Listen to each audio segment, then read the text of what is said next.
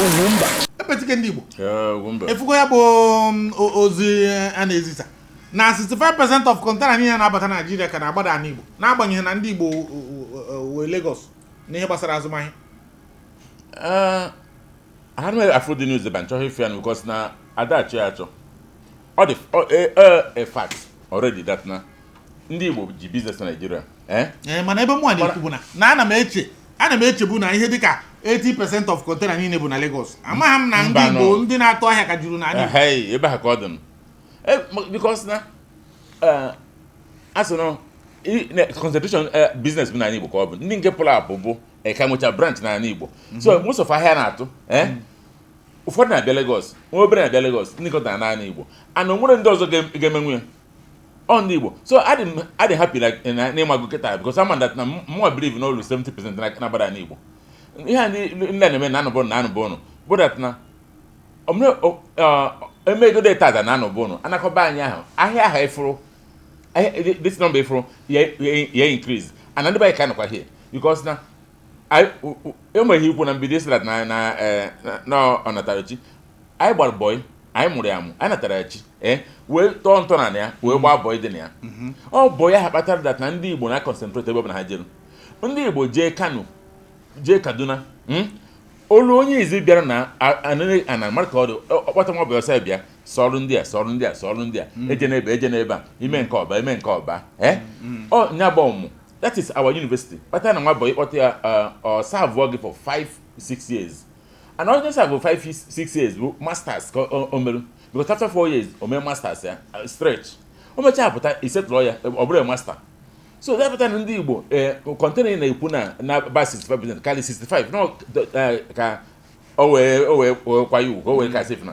Because na most container na buy makana enwe a lot of places markets na Igbo. Like you could na Onitsha. Even check after on the same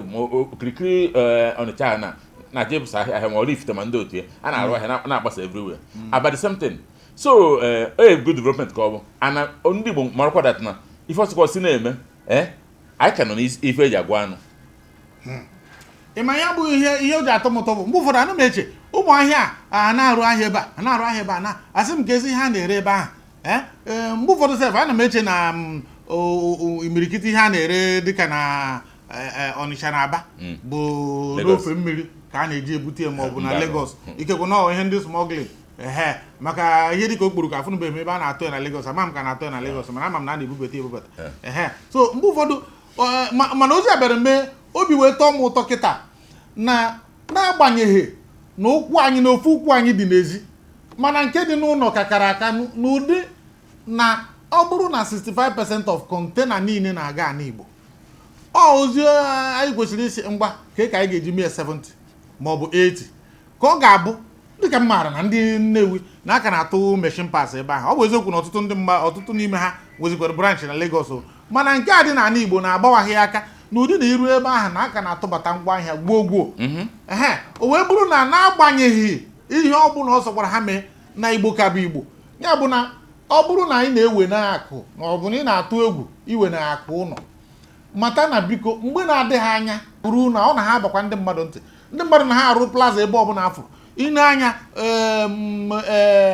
real estate bụzi ebe ọbụla na ana Igbo ada afụzi ụlọ ebe a na-ebi Ọnịcha ebigidego ju everywhere na-ekponyeziri ndị Asaba mana ihe na-ajụ bụ